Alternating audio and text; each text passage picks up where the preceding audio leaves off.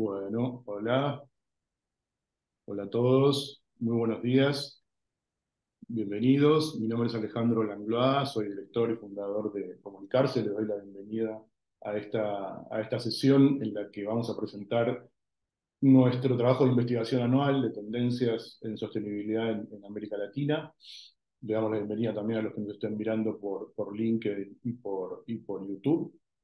Y bueno, la idea en esta hora y media que tenemos por delante es anticiparles un poco la agenda de temas que, que venimos a analizar y a presentar como tendencias, y a contarles también un poco el proceso de elaboración y la cocina a través de la cual elaboramos este trabajo.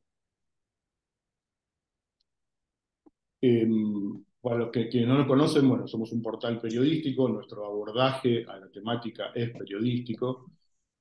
Hace más de 20 años que estamos trabajando en América Latina con este tema. Nuestra web es un archivo de más de 100.000 noticias indexadas. Tenemos más de 15 investigaciones de este tipo realizadas en el último tiempo.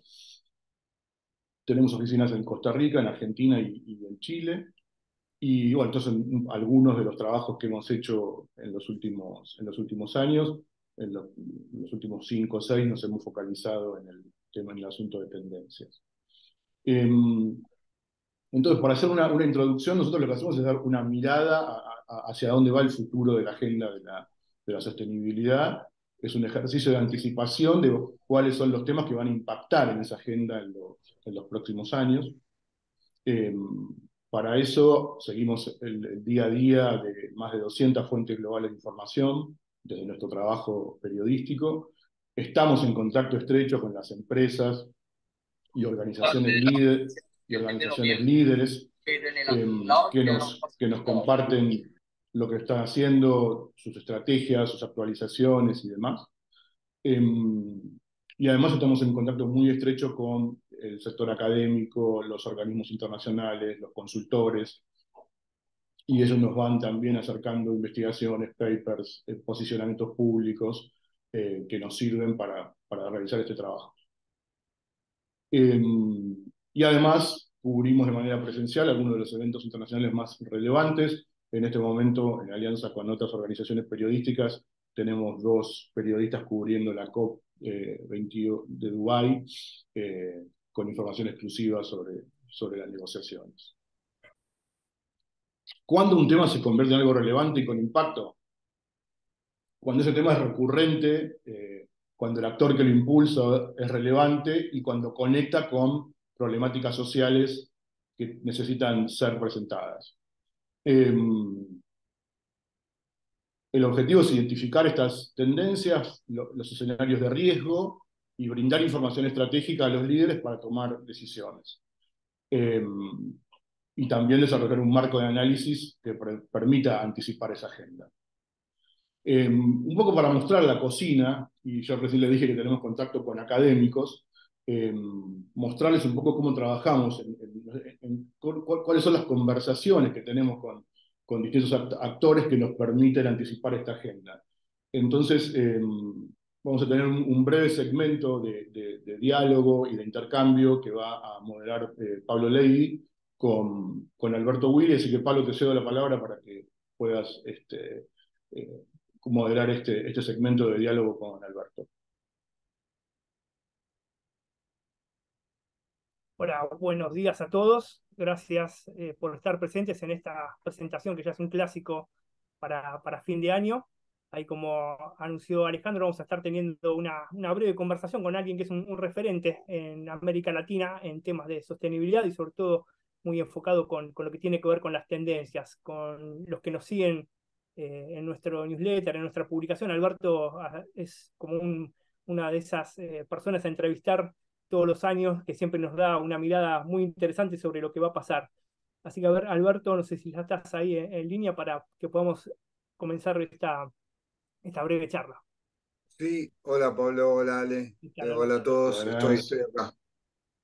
Muy bien. Gracias por tu tiempo. Ahí estamos acá con una nueva edición de una presentación de un informe sobre tendencias y bueno, queremos ver cuál es tu mirada con algunos puntos que te voy a estar consultando para para que enriquezcas desde otro lado lo que vamos a estar presentando. La primera es cómo percibís desde el sector académico el avance de la agenda de la sostenibilidad. ¿Cómo lo estás viendo desde el rol que ocupás? Ok. Bueno, antes que nada, gracias, felicitaciones. La verdad que es un clásico, uno siempre espera el informe. Tuve el privilegio de verlo antes por esta participación y la verdad que está muy bueno. Y que estemos estirando un poco la COP porque no nos ponemos de acuerdo, también dice algunas cosas, ¿no? Eh, entonces, a ver, si querés, del punto de vista académico, lo que puede traer la academia o la ciencia es entender, tener una mirada de largo plazo, ¿no? O una mirada más sistémica. Cuando yo veo el informe que ustedes armaron y veo la historia, si vos me preguntás a mí, che, ¿qué está liderando la agenda de sustentabilidad hoy? Y para mí dos cosas, las crisis, la pandemia y las guerras y las crisis que tienen que ver con energías o guerras y las tecnologías. O sea, no le estamos liderando formalmente los que estamos en esta agenda, es decir, no le está liderando la COP, porque no nos ponemos de acuerdo y después no lo cumplimos, o sea, las Naciones Unidas o los gobiernos o presidentes cuando se juntan a firmar algo, no le están liderando para mí esta agenda. ¿Quién lidera esta agenda? Una crisis que nos hace hacer cosas de golpe o las tecnologías. Entonces, fíjate en la COP ahora no solamente hablamos de reducir las emisiones de carbono, esa palabrita tan discutida ahora, pero ahora estamos hablando de generar tecnologías para capturar carbono. Entonces, esta idea, ¿no?, de pesimismo político, de optimismo tecnológico. Entonces, lo que yo veo es que si yo estuviese en el mundo de la sustentabilidad hoy, miraría mucho las tecnologías y la geopolítica global para entender de qué vamos a estar hablando en el cortísimo plazo, porque en el fondo eh, nos seguimos resistiendo a tener agendas globales porque no nos ponemos de acuerdo. La COP, justo estamos viviendo esta COP en donde es un ejemplo claro, ¿no?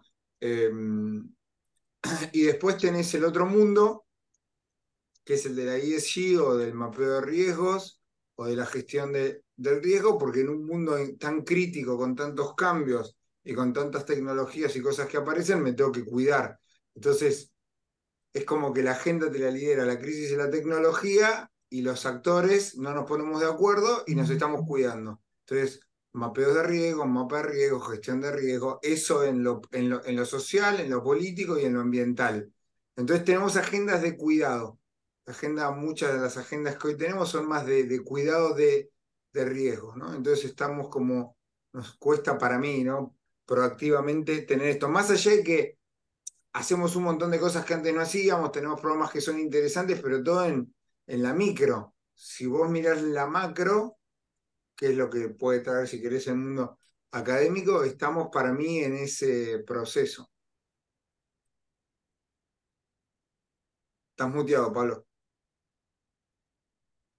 Perdón. Nadie nunca dijo esa ¿Qué frase. temas, sí, qué temas considerás que debería priorizar una empresa latinoamericana en este contexto, yendo más hacia el plano regional, ¿no? Ok. A ver, claramente eh, la transición energética o temas de medio ambiente son un tema crítico, pero si yo veo los números de Latinoamérica, para mí hay como un gran ausente en todas las tendencias y en el ESG nos empezamos a olvidar de poco cuando ustedes ponen las 4 tendencias que ahora van a presentar. Dentro de derechos humanos, si querés, entra la parte de pobreza y desigualdad, pero queda como un poco licuada. La S la hemos licuado. Estamos muy preocupados por el medio ambiente y el governance. No, el medio ambiente por la crisis, el governance por los riesgos, y en la S quedó una bolsa de gatos, perdón que lo diga así, en donde hay cosas muy importantes, como temas de igualdad, de diversidad, de pobreza, exclusión.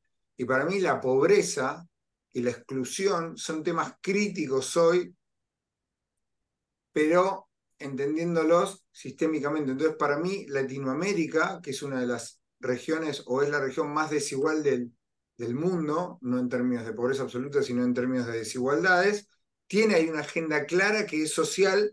La ambiental va a estar driveada por el mundo, sos una empresa, no puedes no hacerte cargo de eso, vas a tener agendas globales, vas a tener leyes, pero como lo social está dentro de esta bolsa, yo creo que proactivamente hay que salir a buscar esa agenda, salir a construir con otros, y la segunda para mí es la de la institucionalidad. Latinoamérica necesita tener una fuerza institucional mucho más estructurada.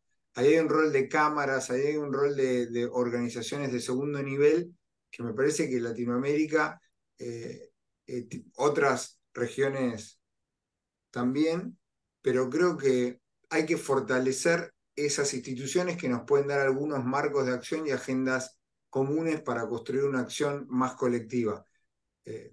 Pero esas son como las dos grandes temas así que veo relevantes para las empresas de Latinoamérica. Bien, y te llevo a un tema muy vinculado a lo que estabas hablando de los sociales. ¿Qué lugar debería ocupar la inversión social privada en la estrategia, en las estrategias de sostenibilidad de las empresas? ¿Cómo ves ese punto?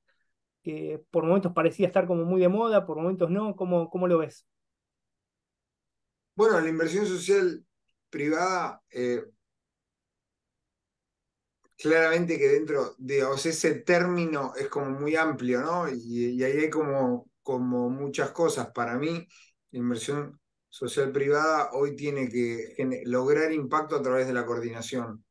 O sea, si vos ves las agendas que tenemos de desafíos, que digamos son desafíos adaptativos, porque no tenemos una solución, no la conocemos, necesitan cooperación y coordinación. Y es lo que nos cuesta, en el fondo, lo que nos cuesta. Vos ves,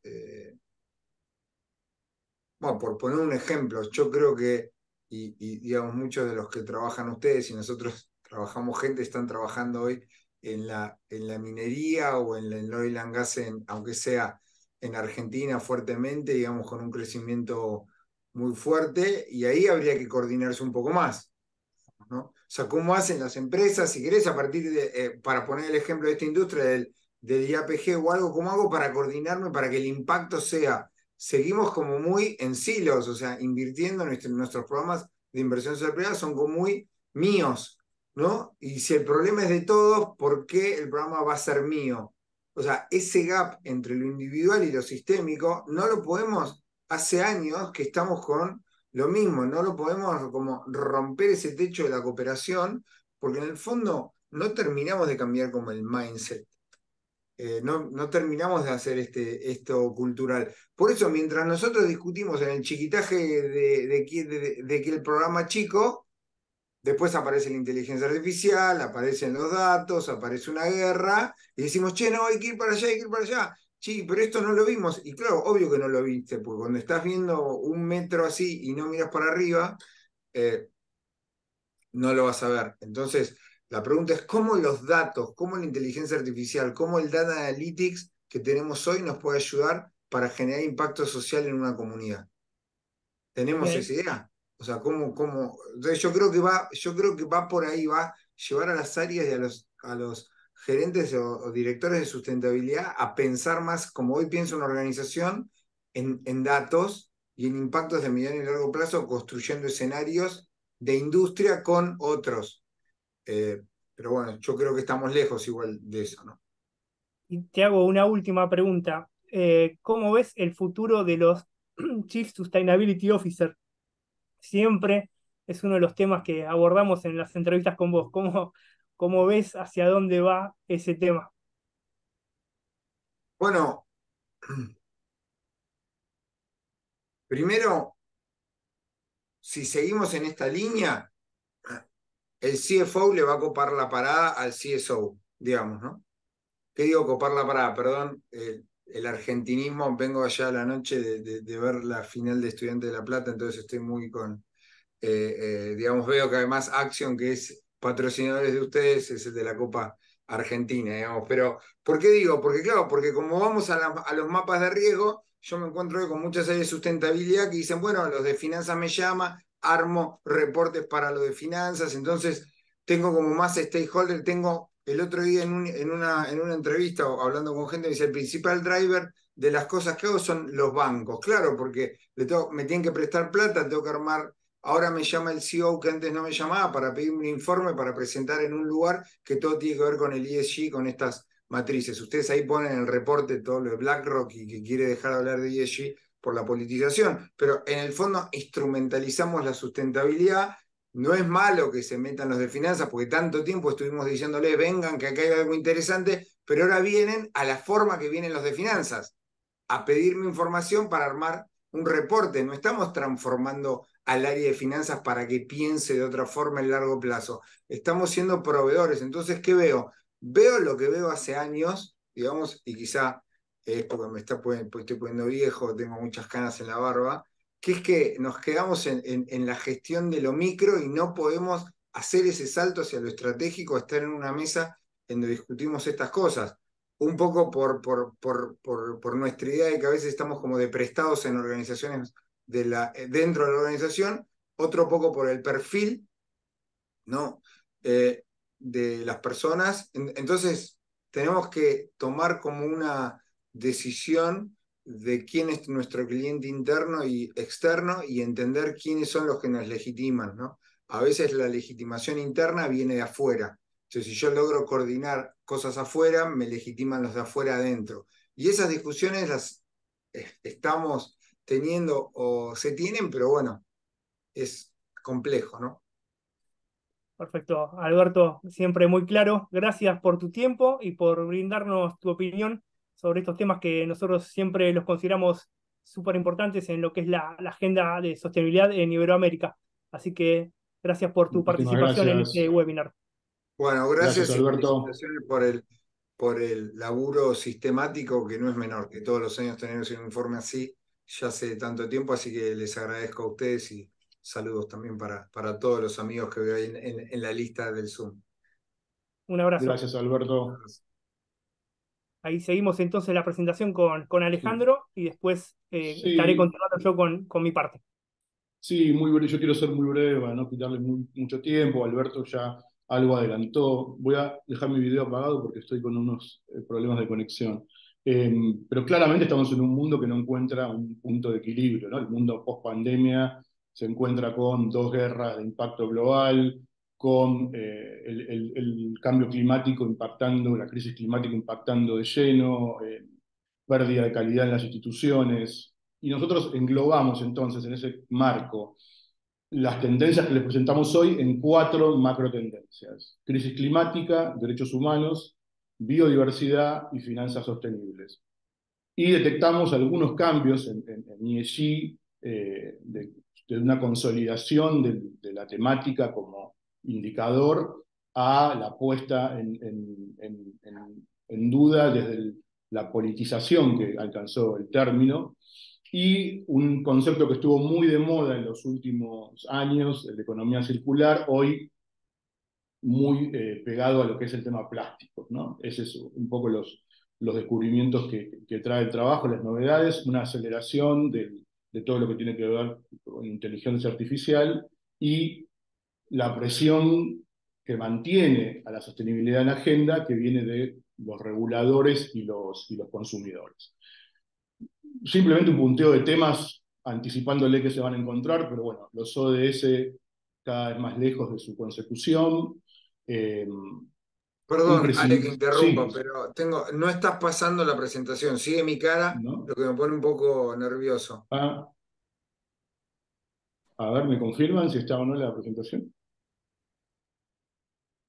No, todavía no vemos nada. No se carga todavía. A ver. Perdón, pero el otro día estuve en una clase, a los 45 minutos un alumno me dijo, nunca pasó el slide. Digo, me hubiesen avisado antes. Entonces hago un poco de Está empatía, bien. digamos. Ahora sí. Ahora sí, les decía entonces, vamos a mostrarles una serie de reportes que muestran cómo los ODS están cada vez más lejos de su cumplimiento en su función de la seguridad alimentaria, el crecimiento de las inversiones climáticas a través de distintas herramientas, de distintos bonos, de distintos informes que dan cuenta de esto, cómo la biodiversidad empieza a tener una agenda propia, si bien está vinculada con cambio climático, empieza a tener una agenda de gestión propia dentro de las empresas y en el mundo financiero.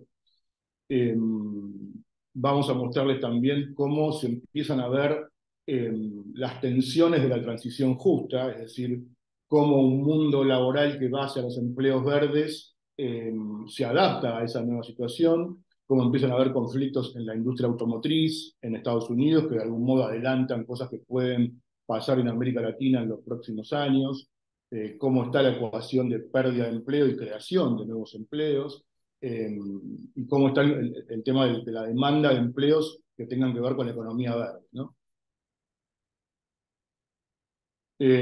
Por último, esto que subrayó tanto Alberto, el tema de la inteligencia artificial y la centralidad que va adquiriendo, tiramos acá una apuesta, se empieza a hablar de capitalismo cognitivo como una manera de englobar el impacto que tiene la información, el trabajo con redes, la descentralización de la producción, el chat GPT y todas estas temáticas dentro de un concepto que se empieza a hablar de capitalismo cognitivo. Presentamos el tema en las tendencias y otro de los anticipos que detectamos es el tema de la equidad de género en pausa. Diversos monitores globales que analizamos y presentamos detectan que tanto en igualdad de derechos como en equidad salarial, como en acceso al empleo, hay una pausa, hay una vuelta a los niveles prepandemia. Damos cuenta ahí de algunos casos de cómo está respondiendo el sector privado, de cómo se está respondiendo desde el Estado y de algunos gobiernos, y desde el sector financiero también.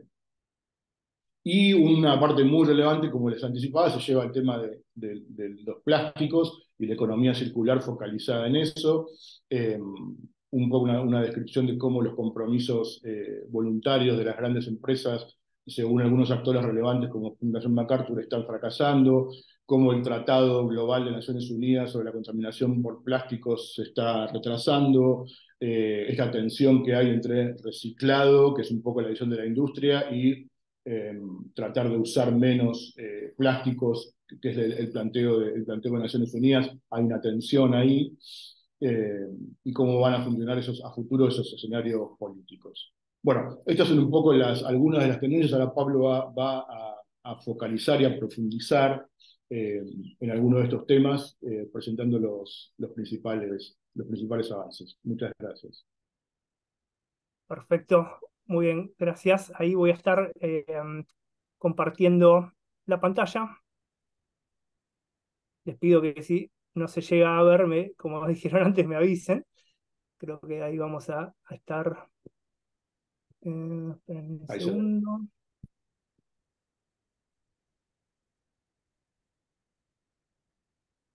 Pido que un segundo.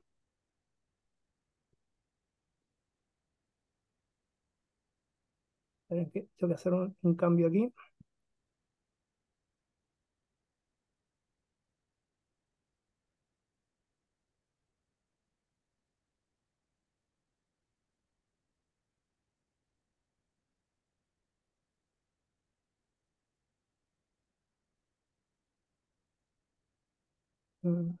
Espera, que tengo un problema aquí.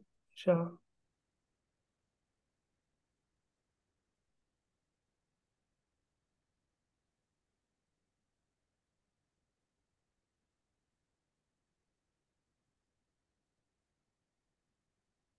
Esperen, ya lo estoy resolviendo. Esperen que justo se me tapaba algo.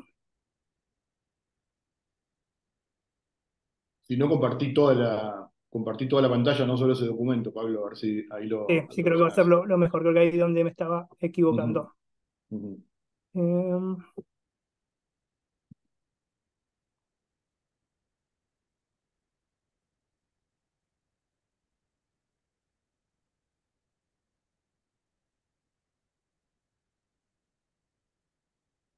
Espera, ahí,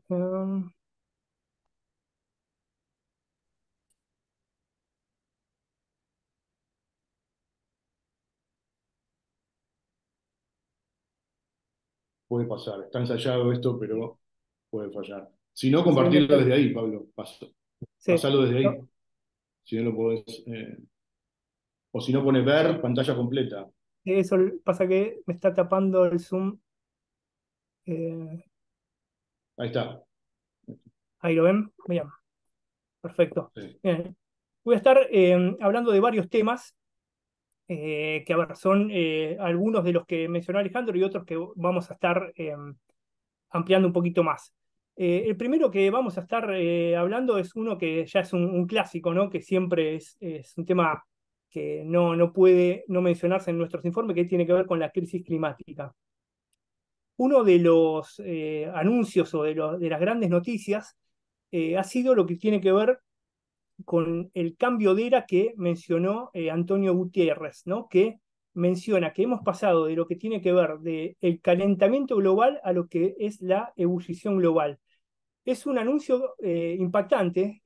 Si uno lo analiza por el personaje, por el concepto, muchas veces es espectacular para los que estamos en medios que alguien así dé un título de esas características.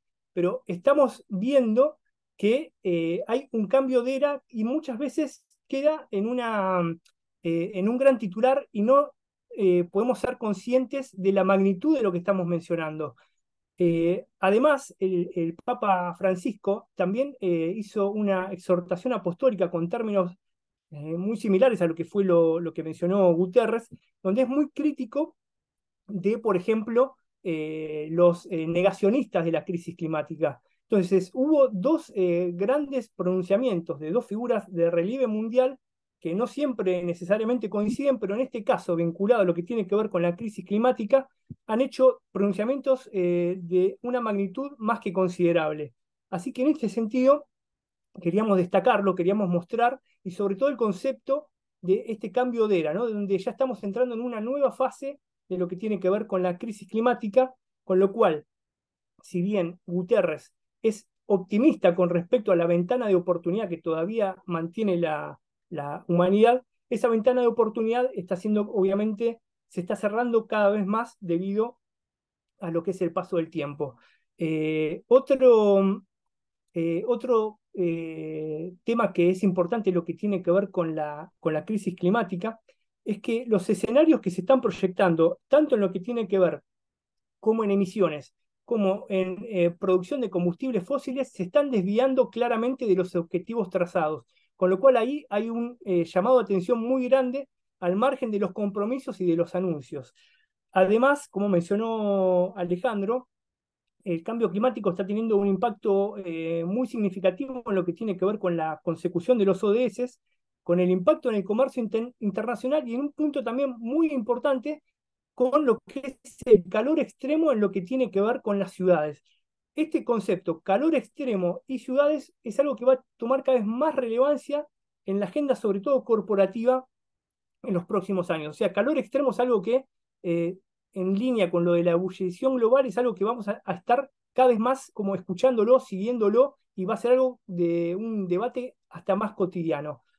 Además, un punto que es un llamado de atención muy importante es que está creciendo, según un estudio de opinión pública global, el escepticismo en la gente de a pie en lo que tiene que ver con el impacto humano ante el cambio climático. Esto es un punto importante y después en lo que tiene que ver con el capítulo de comunicación lo voy a estar ampliando un poco más, porque obviamente para que los líderes globales, para que haya definiciones, para que haya compromisos, para que se pongan en práctica esos compromisos, si la opinión pública no apuntala en ese sentido, y obviamente estamos en un problema. Así que ese es un paper muy actual de un estudio de opinión pública que es para seguirlo de cerca, porque la gente de a pie es como que empieza a no estar tan de acuerdo con algo que muchas veces damos como por sabido, como por que estamos todos de acuerdo.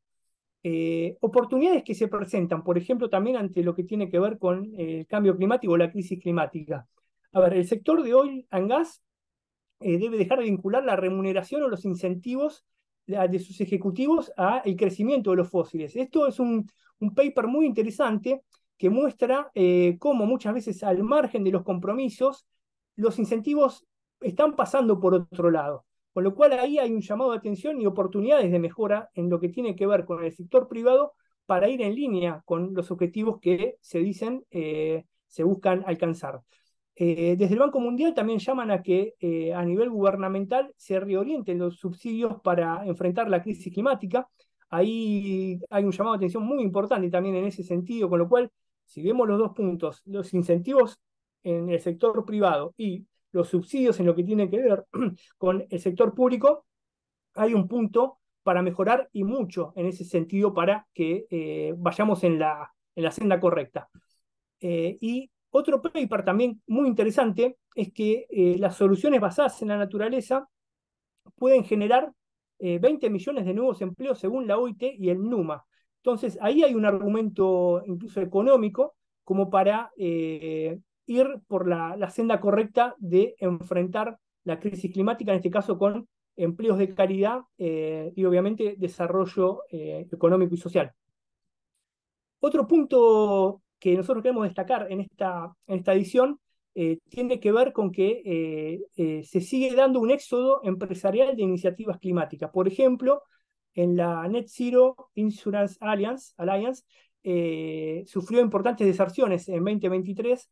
Esto ya lo habíamos anticipado en la investigación del año pasado, que estaba como empezando a suceder. Bueno, en este año se consolidó un poco esa tendencia y ha tenido un impacto notorio en eso, el movimiento anti-ESG en Estados Unidos, y el argumento principal que muchas veces está detrás de eso son las leyes antimonopolio que utilizan los sectores anti-ESG para ir en contra de organizaciones o de estados que tienen este tipo de políticas.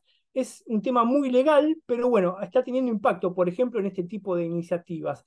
También Science Based Target tuvo bajas importantes vinculadas a lo que tiene que ver con el financiamiento de combustibles fósiles. Argumentan que deberían, quienes se retiran de este tipo de iniciativas, argumentan que deberían poder financiar los combustibles fósiles mientras las economías dependan de ellos. O sea, aquí está claramente en tema lo que tiene que ver con la transición energética. Algunos van demasiado rápido para otros y como no pueden seguir este tipo de compromisos, terminan bajándose porque obviamente se exponen a riesgos reputacionales e incluso riesgos legales. Entonces ahí está el tema de la transición que está jugando muy fuerte en esto, junto con lo que tiene que ver con las leyes antimonopolio. Y también vinculado a lo que sucedió con Science Based Target, es que recientemente había anunciado un nuevo estándar para instituciones financieras que va a exigir esto a partir del año que viene, ya estamos ahí a un paso de esto, exigir a bancos y gestores de activos que no financien nuevos proyectos de combustibles fósiles. Entonces ahí hay como un escenario de colisión entre lo que tiene que ver con los que firman las iniciativas que piden ir más rápido, así que en ese sentido estamos viendo este escenario que obviamente es complejo, pero continúa la tendencia que estábamos marcando desde el año pasado. Algunos datos para observar en América Latina sobre el cambio climático. Los compromisos climáticos de las empresas aumentan en el mundo, pero América Latina está claramente rezagada con respecto a otras regiones. Esto con los compromisos alineados con la ciencia, ahí vemos que América Latina tiene una oportunidad de mejora, pero enorme. ¿Sí? Ni hablar comparado con Asia, y ni hablar comparado con lo que es Europa o América del Norte. Ahí es un punto es un gran llamado de atención para la región para ir un poco más rápido en ese sentido. También se destaca que hay una falta de normativas integrales y unificadas en la mayoría de los países de América Latina y el Caribe, como por ejemplo que de los 35 países que ratificaron el Acuerdo de París, solo 7 cuentan con una ley marco de cambio climático. También estamos viendo que a pesar del fuerte aumento en lo que es el financiamiento climático, en la región lo que tiene que ver en el financiamiento para la adaptación sigue siendo insuficiente. Así que ahí hay varios puntos para América Latina y el Caribe como para tomar nota e ir avanzando y ver cuáles son los escenarios a los que queremos llegar. Ahí lo que tiene que ver con América Latina y el Caribe estamos rezagados, pero hay oportunidades de mejora que no son imposibles. Pero bueno, hay que tenerlas, obviamente, las cartas sobre la mesa para poder actuar. Otro de los grandes temas tiene que ver con ESG. Este es también otro de los capítulos que obviamente no podemos evitar hablar y que está tomando, obviamente, está en lo cotidiano, ¿no? Para los que estamos en el mundo de la sostenibilidad. Y la primera pregunta aquí que surge es si seguiremos hablando de ESG o no. Y aquí nuestra respuesta es que a pesar de lo que sucedió con BlackRock, se va a seguir hablando de ESG y va a seguir teniendo fuerza. Nosotros lo que estamos viendo es que, a ver, para contarlo muy brevemente, ¿no? Larry Fink, el CEO de BlackRock, siempre a principio de año escribía su carta dirigida a los CEOs, a los inversores, hablando sobre temas de ESG.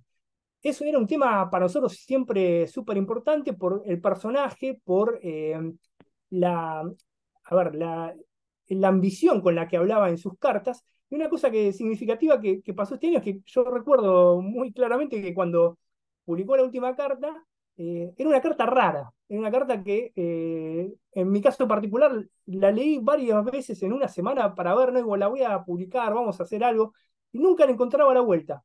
Era como que no se entendía lo que estaba hablando. A las pocas semanas se entendió lo que estaba pasando, y era que justamente Larry Fink dijo que iban a dejar de hablar de ESG por cuestiones políticas, por que se estaba politizando demasiado y no quería entrar en ese juego, pero que la gestión en sí no va a cambiar. Entonces aquí el punto, volviendo a lo que tiene que ver con las leyes antimonopolio y las presiones legales, es un tema más legal que conceptual. Para entenderlo de alguna manera, no hay que entrar en el juego quizás semántico, sí entender que hay un tema legal y que se están como cubriendo quienes deciden no utilizar el término, pero van a seguir gestionando de la misma manera y van a seguir trabajando en los mismos temas de lo que se está hablando.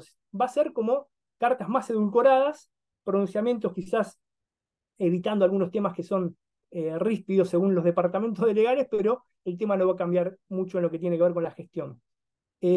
Otro punto importante con ESG es que están aumentando los litigios a nivel global vinculados con los tres conceptos de ESG. Esto es un informe muy interesante del World Business Council y básicamente lo que dicen es que están involucrando cada vez más a empresas subsidiarias y proveedores y que hay un incremento en los litigios que citan requisitos de debida diligencia preventiva. Así que es un tema, como mencionaba Alberto, de riesgo, ¿no? Ahí, bueno, todos tomen nota de esto porque está habiendo obviamente un crecimiento en lo que tiene que ver con las demandas, con los litigios, sobre todo con debida diligencia preventiva. También hay una alta relación con lo que tiene que ver con lo que son las leyes consideradas blandas, como las convenciones de biodiversidad y las directrices de la OCDE. Así que en el mapa de riesgos corporativos de sostenibilidad, esto tiene que estar muy sobre la mesa, porque ya hay estudios que lo están marcando, lo están documentando como que es una tendencia que no se ve como que se vaya a disminuir, sino todo lo contrario. Para la región, en temas de ESG, bueno, las finanzas sostenibles en América Latina y el Caribe presentan un horizonte prometedor. Se está evidenciando un claro progreso con respecto a los bonos temáticos, las emisiones soberanas, también la oferta de productos financieros con enfoque social, como reducción de la pobreza y brecha de género, está creciendo de manera significativa. También la región experimenta una evolución hacia las regulaciones en finanzas sostenibles que van más allá de los acuerdos voluntarios. Así que la región en este sentido tiene también como varios puntos como para decir, esto es muy positivo, América Latina y el Caribe no pareciera todavía, o pareciera estar como inmune a lo que sucede con los movimientos anti-ESG en otro lado del mundo. Eso es algo bueno para la región e incluso lo deberíamos tener que mostrar como un escenario para que los demás nos imiten a nosotros. Así que en ese sentido es un punto muy fuerte para América Latina y el Caribe porque todos los indicadores son al alza, en el buen sentido, en lo que tiene que ver con ESG y finanzas sostenibles. Otro de los capítulos súper importantes para nosotros, que ya es como un clásico, es lo que tiene que ver con la comunicación de la sostenibilidad. Algunos puntos que queremos destacar para que tengan en cuenta sobre cómo comunicar y entender el escenario en el cual se da la comunicación, es que hoy en la región, en América Latina y el Caribe, las empresas se están eligiendo como una de las pocas instituciones confiables según el Edelman Trust Barometer. Así que ese es un punto importante que obviamente implica responsabilidades, pero es importante tenerlo como muy presente. Hay una percepción de instituciones confiables de lo que son el sector privado. Por eso las empresas tienen que asumir un papel activo para restaurar la confianza en la sociedad. Esto es difícil, es fácil de hacer, pero hay una expectativa y obviamente la exigencia es asumir un papel activo, no el hecho de no asumir el rol de actor social que el sector privado tiene que tener. Un dato interesante es que, sobre todo en el cuartil superior a nivel de ingresos, esto hablando a nivel región América Latina y el Caribe, ese cuartil es el que más confía en las empresas y el cuartil inferior es el que menos confía en esa percepción de instituciones confiables del sector privado. Es una dicotomía para tener presente, sobre todo porque, como decía Alberto Willy, estamos en una de las regiones más desiguales, ¿no? Así que es algo como para no hacer una síntesis y no tener en claro ese perfil de la opinión pública. Y en un mundo, una de las conclusiones que da este paper es que en un mundo donde la desconfianza se alimenta de la desinformación, las empresas tienen un papel esencial como guardianes de la verdad, actuar como fuentes de información confiable, promover el discurso civil y responsabilizar a las fuentes de las fake news, ¿no? Para confrontar lo que tiene que ver la polarización y fortalecer el tejido social. Esto es un escenario que se va a potenciar seguramente con lo que tiene que ver con las nuevas tecnologías, donde las fake news van a estar como cada vez más a la vuelta de la esquina y va a ser cada vez más difícil detectarlas, con lo cual los medios, el sector privado, vamos a tener que tener un rol muy activo y construir una relación muy fuerte para que esto no prospere, porque va a ir justamente en detrimento de todo el universo de la sostenibilidad. Las empresas también, otro destacado es que antes se enfocaban principalmente en cuestiones ambientales, se van a ver cada vez más interpeladas para adoptar una perspectiva social más amplia. Esto es muy importante, lo que mencionaba Alberto de la S, ¿no? Del ESG, que la tenemos como olvidada, rezagada. Bueno, esto, dada la coyuntura económica, geopolítica, la S va a adquirir cada vez más un protagonismo importante, o debería adquirir, no sé si lo va a adquirir, pero bueno, vamos a estar cada vez más interpelados en ese sentido. Hay estudios que dicen que las empresas líderes ya están aplicando lo que ellos denominan una lente social para crear oportunidades de negocio, para alinear justamente esas oportunidades con preocupaciones sociales emergentes, pero el gran desafío que están detectando es que hay una dificultad en traducir esa acción social en un desempeño económico sostenible. Así que ahí hay varios puntos para trabajar.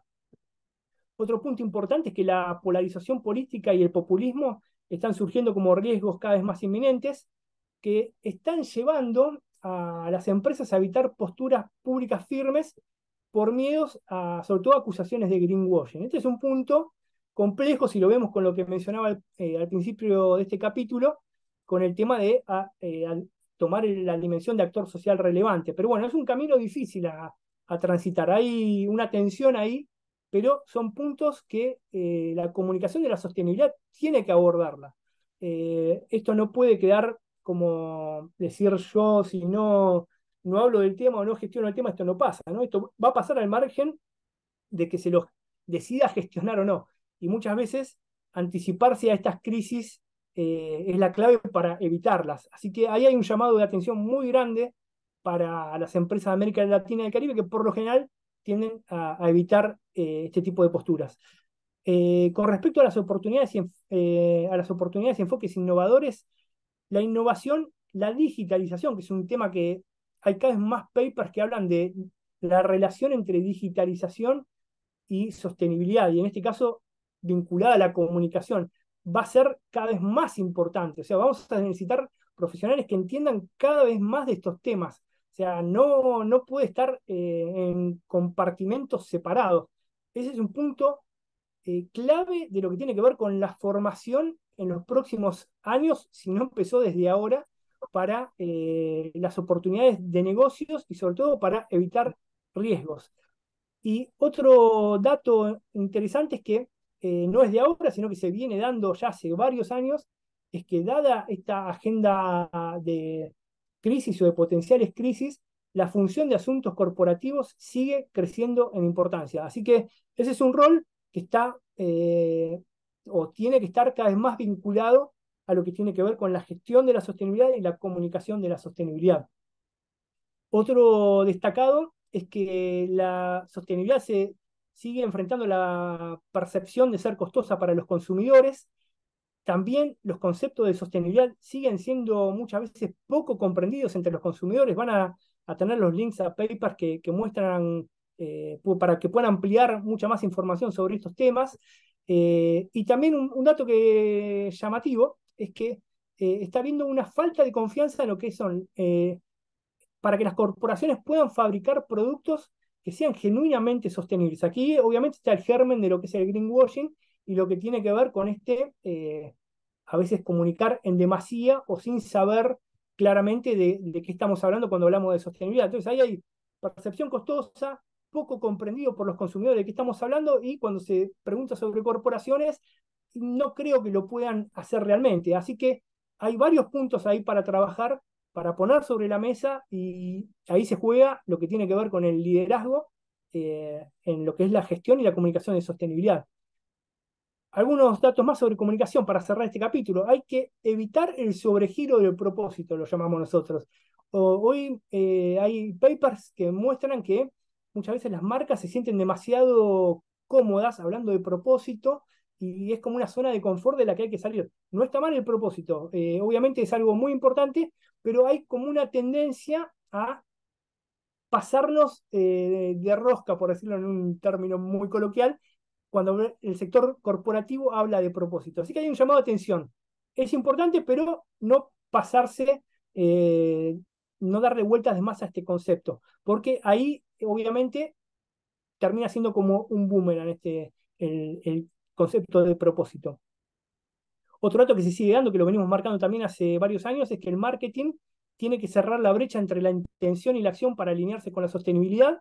Esto lo dice la Federación Internacional de Marketineros. Este es un estudio que hacen todos los años. La verdad que es muy interesante porque lo dicen ellos mismos y siguen marcando que hay una falta de entender el concepto, de ponerlo en práctica, de más capacitación para que estén alineados los departamentos de marketing con lo de comunicación y con lo de sostenibilidad. Así que hay un punto muy importante para trabajar. Y hay otras, lo que estaba diciendo, que se necesita ponerse al día con otras áreas comerciales, y hay muchas que todavía, que si bien están dando los primeros pasos, tienen que acelerar. Así que ahí también hay un punto para los Chief Sustainability Officer de acercarse cada vez más a los departamentos de marketing, de evangelizar, de educar, de mostrar, porque necesitan saber más del tema para su propio trabajo. O sea, no por la sostenibilidad en sí, sino por la propia profesión de ellos. Hoy hay una brecha grande que desde las áreas de sostenibilidad hay que avanzar para mejorar en lo que tiene que ver con la gestión de esas otras áreas. Y también en el paper, un punto que van a encontrar, que siempre nosotros le damos mucha importancia, es hacer como una curaduría de varios papers de comunicación que es interesante que los lean, ¿no? Es decir, a ver, en este año hubo estos 5 papers que está bueno que en algún momento los lean porque aportan, consideramos, al debate y a lo que tiene que ver con la gestión, y siempre proponiendo soluciones. Así que en ese sentido lo van también a encontrar. Reporte de sostenibilidad. A ver, para pasar rápido este capítulo, Europa sigue marcando claramente la agenda a nivel global, y un hito de este año es que la Comisión Europea adoptó los estándares europeos de informes de sostenibilidad. Un aspecto clave es que alcanzan a las empresas extracomunitarias, así que eso no es algo que ocurre solo en Europa, sino que obviamente impacta en lo que tiene que ver con el comercio, con ese bloque que es sumamente importante para todo el mundo. Cubren una gama completa de temas de ESG que abarcan temas como cambio climático, biodiversidad, derechos humanos, y con un enfoque obviamente exigente. Y lo importante de los estándares es que adoptan una perspectiva de doble materialidad que obliga a las empresas a informar de sus impactos en las personas y el medio ambiente, y sobre cómo los problemas sociales y ambientales, y esto es muy importante, crean riesgos financieros. Ese es el concepto de doble materialidad que está muy presente en estos estándares que ya ha adoptado la Unión Europea. Otro hito clave que sucedió muy recientemente en este año es que ya se han publicado los nuevos estándares para reportar la información financiera. El Consejo de Normas Internacionales publicó los estándares S1 y S2,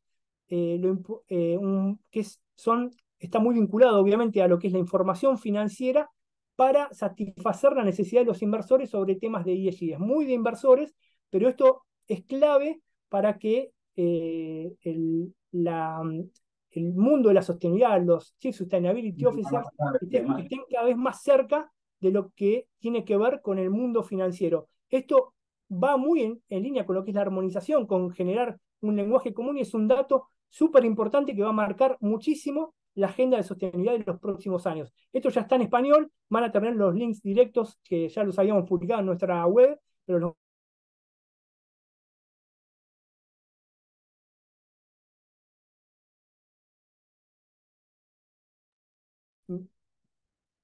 ¿Me están escuchando? Hola, hola. Ahora sí. Ahora sí. Perdón. Otro dato importante para América Latina, bueno, que como les decía, ya están traducidos al español, y no sé si lo habían escuchado, pero bueno, estos obviamente trabajan mucho en lo que tiene que ver con la armonización y que haya un lenguaje común. Y algo muy importante es que vincula mucho al mundo de la sostenibilidad con los inversores, que eso obviamente pone a la sostenibilidad en un lugar de importancia, que siempre es uno de los puntos que más ha mejorado, que más se le critica muchas veces al mundo de la sostenibilidad. Otro dato importante es que Brasil tomó la delantera y se convirtió en el primer país del mundo en adoptar las normas de presentación de reportes de sostenibilidad. Esto pasó aquí nomás, hace muy poco tiempo, y es algo muy para destacar que un país de la región haya sido el primer país del mundo en hacerlo. Tendencias a futuro. Voy a estar explicando brevemente lo que piensa GRI y lo que piensa el SEATS en algunos papers que han publicado y en alguna entrevista que les hemos hecho. Para GRI hay una tendencia clara hacia la doble materialidad.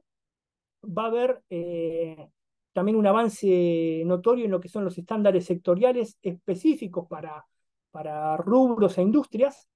Consideran que el movimiento ESG continuará ganando fuerza, y las tecnologías emergentes como la inteligencia artificial y el blockchain van a jugar un papel cada vez más importante en lo que tiene que ver con los reportes, con la trazabilidad de la información y con garantizar la transparencia. También consideran que los departamentos de comunicación tienen que jugar un papel cada vez más importante en comunicar la sostenibilidad a partir de los reportes. Esto es algo muy importante, porque una de las críticas que siempre se le hace a los reportes es: se lee poco, deberían tener una mayor llegada. Bueno, los departamentos de comunicación consideran que van a tener que jugar un papel cada vez más importante en traducir esa información para los diferentes grupos de interés. Y también observan una tendencia hacia la regulación obligatoria. Desde el SEATS, ¿qué ven? Ellos escribieron un paper sobre tendencias y disrupciones muy interesante este año, y aquí hay algunos conceptos brevemente que les voy a contar como para que lo vean. Van a tener el link directo, porque la verdad es un paper de lectura para mí obligatoria. Ellos ven una consolidación hacia los estándares y convergencia hacia la armonización. Hay también, según ellos, una competencia entre el IFRS, ISSB con el GRI y los estándares europeos, que según ellos creen que va a desembocar en un proceso de convergencia que va a consolidar los elementos más sólidos de cada enfoque e integrarlos para crear un estándar más holístico y lo más globalmente aceptado. Ellos hablan como de una mirada darwiniana de lo que va a ocurrir, y es muy probable que eso sea lo que ocurra. Y esto está bueno porque muestra que el movimiento está vivo, que en esta tendencia a reportar, a comunicar, a gestionar, hay debates de alto nivel para avanzar en un estándar común. Y también observan que la creciente demanda de transparencia va a conducir a un mayor nivel de verificabilidad y rigor en los informes. También creen que va a haber un refuerzo en lo que es la regulación de los informes. Esperan que más países adopten estándares obligatorios, y ven un escenario donde va a haber una integración completa de informes ESG con informes financieros. Así que ahí hay varias lecturas y varios conceptos para mirar, y anticiparnos de lo que va a pasar, ¿no? Cuando una empresa decide no reportar, fíjense el escenario en el cual se está moviendo el mundo, y esto es muy interesante porque está habiendo pasos significativos que se han dado en 2023 solamente. Y lo último sobre el SEAS es que esperan que, en coincidencia con varias cosas que estuvimos mencionando, soluciones tecnológicas como la inteligencia artificial y el análisis de datos va a ser cada vez más importante para brindar información y allí de manera eficiente y precisa. Gestión de sostenibilidad. Voy a pasar bastante rápido para cumplir con los tiempos. Se ve un mercado laboral en auge para profesionales especializados. El Foro Económico Mundial vaticina un claro crecimiento de empleos vinculados a la sostenibilidad. En Latinoamérica, un estudio muy interesante que dice que está creciendo la figura del Chief Sustainability Officer. Esto lo voy a pasar rápido para cumplir con los tiempos.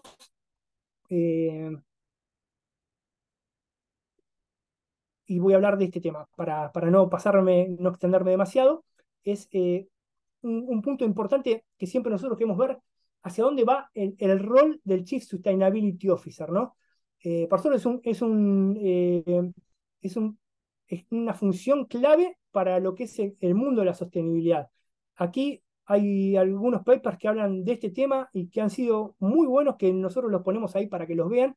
Y algunas conclusiones es que los Chief Sustainability Officers deben hablar el idioma de la empresa, deben trascender los hilos, como se mencionó ya anteriormente, deben ser líderes empresariales fuertes y deben ser grandes comunicadores. Esto es muy importante, ¿no? Ahí muchas veces se está como no hablando de este tema, ¿no? Como si la comunicación estuviese yendo a un segundo plano. Nosotros lo venimos destacando, que eso es un error y que la comunicación tiene que estar muy vinculada a lo que es la gestión de la sostenibilidad. Para tener éxito en su función deben contar con un enfoque basado en datos y análisis, los directores de sostenibilidad. La tecnología va a tener que ser una aliada y por eso esto va a requerir formación. Esto es un punto muy importante. Los que no lo estén viendo hoy están en un escenario de crisis de acá a 1 o 2 años. O sea, aquí hay un riesgo muy grande si no está incorporando el director de sostenibilidad este tipo de tecnologías. Y a medida que la sostenibilidad se integra en el negocio, algunos se preguntan, según algunas encuestas que se han hecho a nivel global, si el papel del Chief Sustainability Officer desaparecerá. Estos papers muestran que no tiene que desaparecer, en línea con lo que nosotros estamos diciendo. Así que las empresas que lo quieren llevar muy al negocio, pensar que la comunicación es un tema mínimo de la gestión de la sostenibilidad, ahí están cometiendo un error. Esa es una de las conclusiones importantes de este trabajo. Y ya para cerrar, el último punto que voy a estar abordando, y lo voy a estar contando rápidamente, es el tema derechos humanos en empresas.